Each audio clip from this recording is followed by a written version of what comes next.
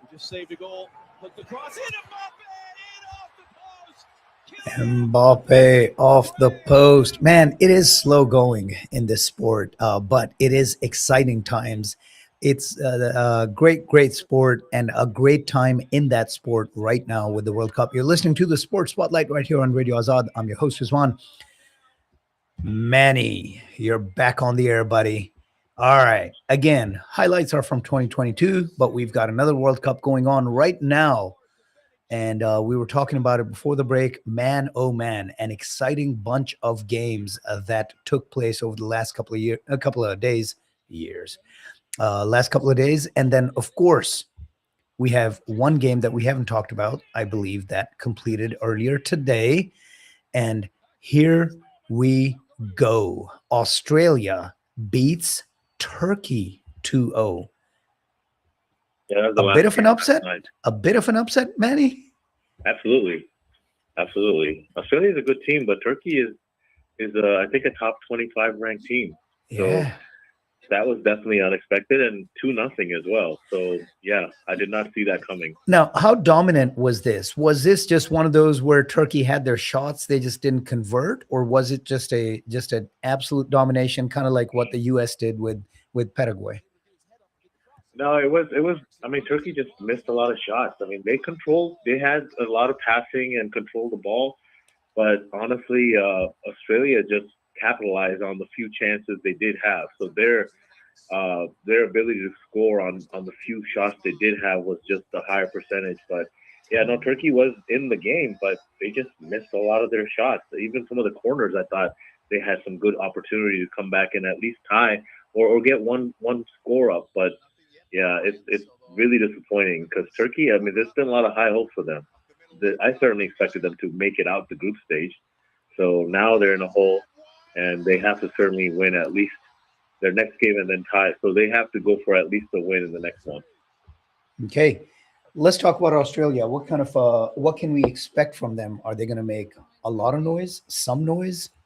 Hey, I mean, Turkey was one of the favorites from that group. So Australia, the fact that they've got this win already, yeah, I think they're sitting in a good spot because if I recall correctly, the other teams in this group is that that's Haiti and no, let me make sure. I just want to look at the group standings here.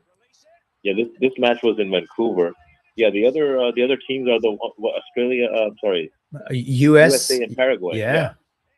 So I would say, I mean, I initially thought it would be USA and Turkey coming out of this, but the fact that Australia has got that win, they're up there now with USA. So we'll see how that match goes when those two teams play. Yep, absolutely. Look, the way this works out, four-team groups, and the top two teams advancing from each group. I think that first game becomes so pivotal. No matter the level of the opponent, right? That first game, it becomes so important to get that victory, because it kind of sets you up for the rest of it, right? At this point, because Australia beat Turkey, now they're sitting at you know uh, the 3 points from the win, and all they have to do is win one of the other two games, and they're guaranteed a top two spot. While Yeah, Turkey is just an uphill climb at this point, right? Every game is a must win game from here. It's going to be interesting. I think, obviously, Australia is going to be hoping that they can beat the U.S. and then have the U.S. beat Turkey, and Paraguay is also sitting down there with that loss and hoping to somehow miraculously come back with yeah, two victories and have a chance. So it's going to be very, very interesting how all of this plays out over the next few absolutely, man. days. When you get the first game out of the way and you win that, get those 3 points, there's a lot less stress on you, right? You know you're already on the board, you're leading in the group, so you're absolutely right. These first matches, just coming out of the gate, very important. So this was huge for Australia. Yep.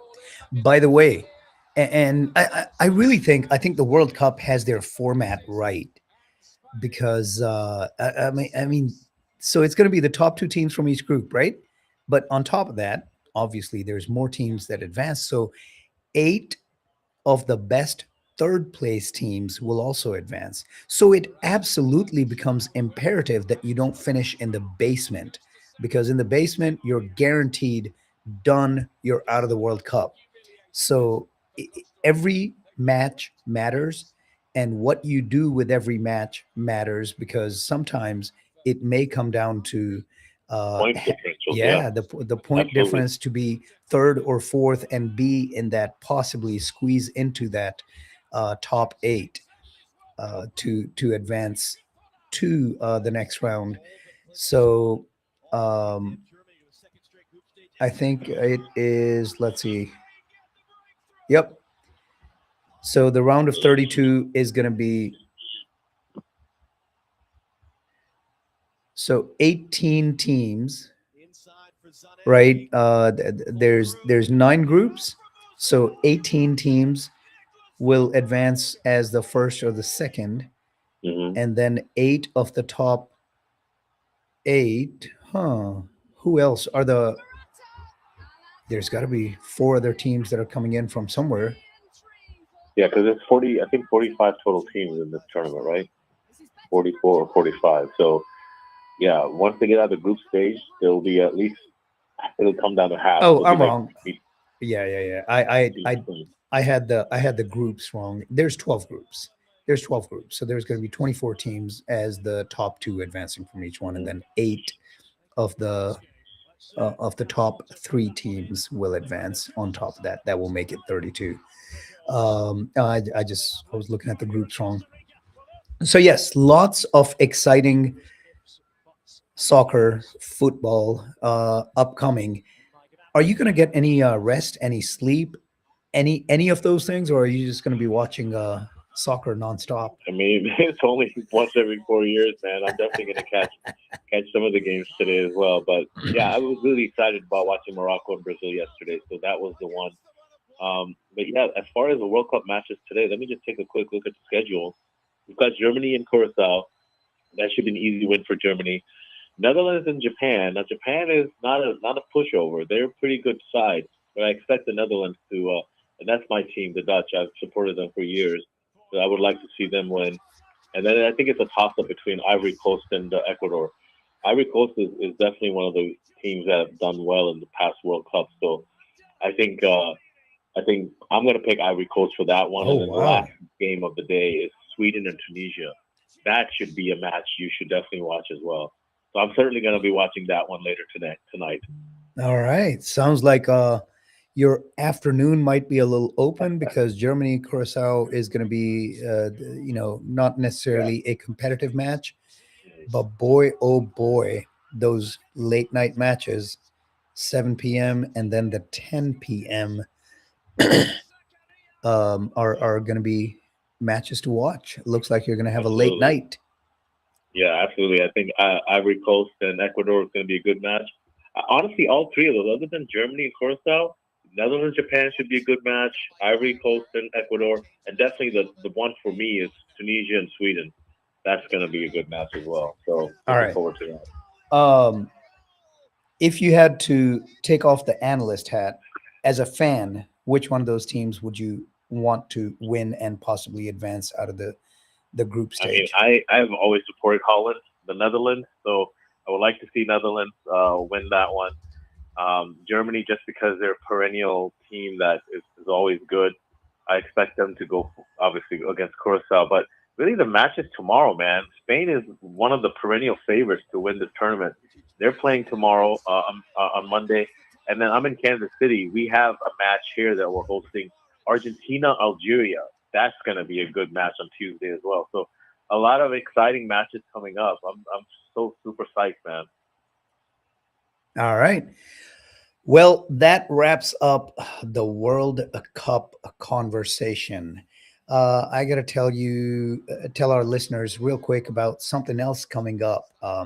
the Nadia Chotani and Vahaj M. Khan show coming up on June 28th at the Sandman Signature Hotel. Yes, Nadia Chotani brings her newest jewelry collection to Dallas this summer, featuring a refined mix of statement and occasion pieces. Her collection consists of real gemstone sets, multicolored polki, zircon, balis, jhumkas, tops, pendant sets, necklace sets, and bridal sets. For more information, please go to nadiachotani.com or go to the Argentum Designer Jewelry by Nadia Chotani page on Facebook. And I mentioned two names. So Wahajam Khan is bringing his newly designed um, collection consisting of raw silks, trendy digital prints, and much, much more. His collection consists of these silks, chiffons, shisha silks with delicate embellishments, lots of lenga cholis, straight shirts, trousers, and much, much more. Perfect for the summer, fall, and the wedding season.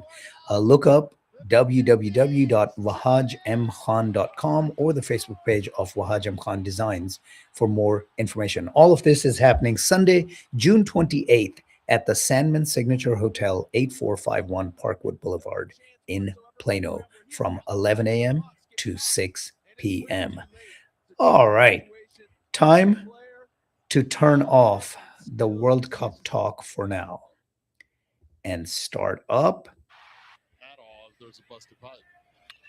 2-0. This ball hit well. Right center with Carey. Williams going back. You hear that? I mean, something about the ball hitting that aluminum bat, and really the other way around. The aluminum bat just pinging the ball away gets me in my happy place. Wait, so there's no Because more wooden bats in baseball? It's all aluminum? uh, Good question. I think it is all aluminum, if I remember is? correctly. Okay. I want to say there was something a few years back where there might be they might I don't know if they would allow wooden, why people would continue to use aluminum, but yeah, I think it must be. I don't know for sure if it's a mix, but by and large it is aluminum bats. And Is it okay? it's just the sound is so different, right? Well, in the pro circuit with the wood bats, you hear that thwack when you Mhm. when you hit the ball in the sweet spot. But in college, it's that ping, ping. And to me, I want to say my first summer after graduating high school, my first summer at Mississippi State in Starkville, uh, the team was having a late season run. So right off the bat, right after graduation, I went over. Mississippi State school was still going on. The season was still going on, because we graduated a little early. And I went straight down to Starkville. Two of my older brothers were already going to school down there. So my first introduction to college sports was baseball, right? For the first 2 or 3 weeks while I was there, just watching the baseball team do well. That was the Ron Polk years when they were a dominant force. Mississippi State Diamond Dogs were. So yeah, just something about it just screams summer. It screams freedom. It screams no other responsibilities except to watch sports and watch football, watch baseball specifically. So yeah, it's always an exciting time. So yeah, last we spoke, we were going into the super regionals. So the super regionals are done. Manny, my condolences. Your Jayhawks did not advance past the Oklahoma Sooners, losing 2-0. But hey, great job to the Jayhawks for advancing as far as they did, right? Getting to the final 16 teams in the nation is no small feat. So Oh yeah. congratulations. Thank you. They were Great season. We never hosted a super regional before.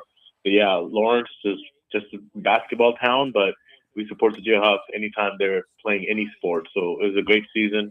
But yeah, Oklahoma, I mean, a perennial champion. So just for us to make it that far was good. Hopefully we'll build on that and come back again next year. Yeah, it was a little disappointing, right? Because they were big wins by Oklahoma, and Oklahoma was not ranked while Kansas came in as that 15th ranked nationally ranked team, which is why they were hosting the Super Regional. So really a couple of uncompetitive games, 8-1 and then 13-2, uh, was a little surprising to me. But I think maybe Oklahoma, the perennial um, World Series and championship seeking team, maybe they smelled blood. They got into the final 16, and now they're on top of their game. Um, Yeah, we just remembered our gods and just faltered. Sometimes that can happen. The moment can Yeah. get too big, right? So Morgantown, West Virginia, the 16th and the last of the hosts of the Super Regionals, 16th ranked team.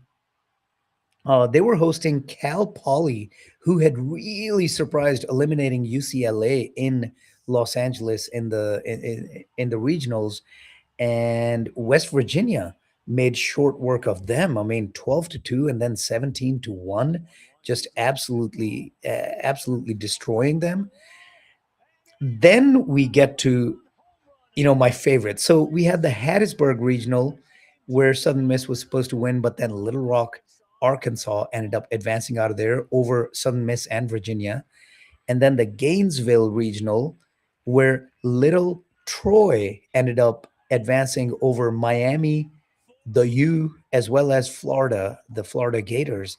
By virtue of that, Troy ended up hosting a super regional. How cool is that? And not only were they hosting a super regional, they were playing another small school in Little Rock. And boy, Troy really showed that they belong. They destroyed them in two games, 12-2 and 7-2, to advance. And that was really surprising. But it's always fun to see a small school succeed. That's Yeah, always, they're playing Ole Miss today, right? they are. Troy. Yeah, that's at 1 o'clock. So here shortly. Yep. Yeah. The World Series has gotten going, and what we're going to do, I just wanted to run through the super regionals and get to the break, come back, and we'll get into the World Series, and then we're going to pivot the spotlight again from college baseball over to another aspect of the sport world.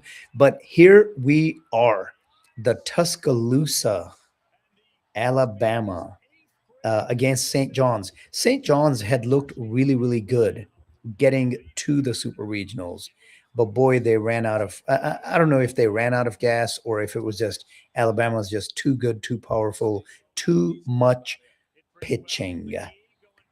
Alabama, the Tide, shuts down and shuts out St. John's in that first game, 8-0, and then wins the second one pretty easily, 7-2, winning their home super regional and advancing to the World Series. We again will look into. They also have a loss in the World Series already, but we'll get to that in a sec. But they looked really good. All right, a competitive, for a change, a competitive Super Regional took place in Chapel Hill, the perennial baseball powerhouse, North Carolina, and a perennial baseball powerhouse in Southern California.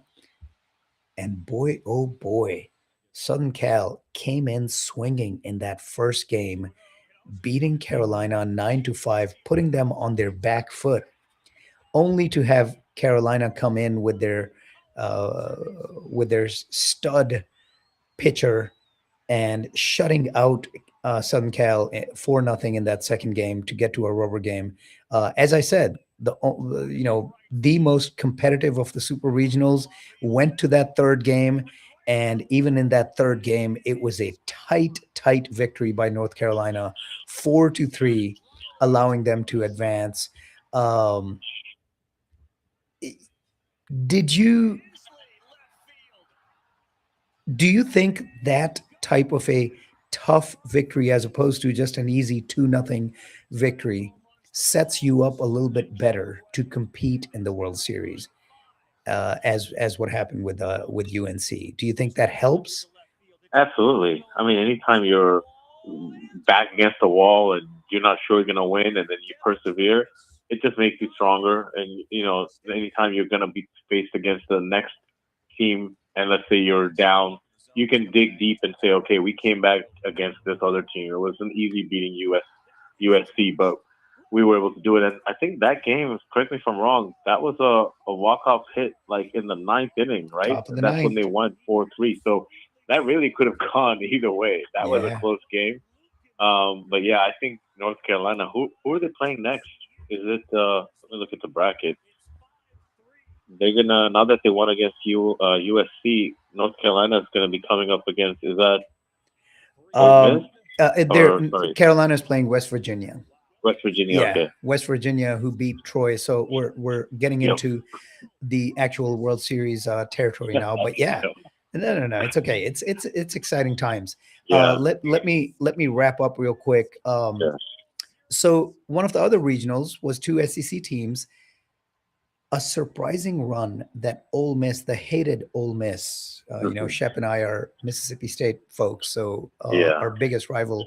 But boy, Ole Miss has started to make a run. They started it in the regionals and they continued against the national 4th seed, the 4th best teams according to the NCAA, and they beat them 2 straight. Now they were hard fought games, 6-4 in the first and 5-3 in the second one. But still, to be in Auburn was the host by virtue of being the 4th seeded team. And to be able to go into Auburn and beat them 2 straight, excellent job by Ole Miss. Good for them. That was surprising. I did not have them winning that one. I had Auburn advancing from that regional, and Ole Miss surprised me. And then, of course, Georgia, Mississippi State. That did not go well for Mississippi State at all. Georgia wins 2 straight, and they were not competitive at. No, I'm sorry, I was wrong. They were competitive. I was just so disappointed. Yeah. So talk about a battle of the Bulldogs that could have gone either way. Yeah. I completely forgot about that. I was so devastated after the loss. And I'm such a fan when it comes to some of these teams, right? Mississippi State, the Buffalo Bills, the Mavericks. Once I lose, I'm in the pits, man. And yeah, I had convinced myself that this was a devastating loss and it was terrible. But no, Mississippi State showed up. It was 13-12 in the first game. Georgia won. It was back and forth. I remember watching that game too, just back and forth. Eventually, Georgia won 13-12. And then the second one, we had the lead again, but Georgia came back. Then we came back. Then Georgia came back again, winning 11-9. But Georgia, the 3rd seeded team in the nation, and they advanced. So here we go. That resulted in a World Series lineup of UNC, West Virginia, Troy, and then a bunch of SEC teams: Ole Miss, Texas, Georgia, Oklahoma, and Alabama. We'll talk all about that, what has transpired in the World Series so far, right after we come back from this break. You're listening to the Sports Spotlight right here on Radio Azad. This is Radio Azad, streaming in Dallas, Fort Worth,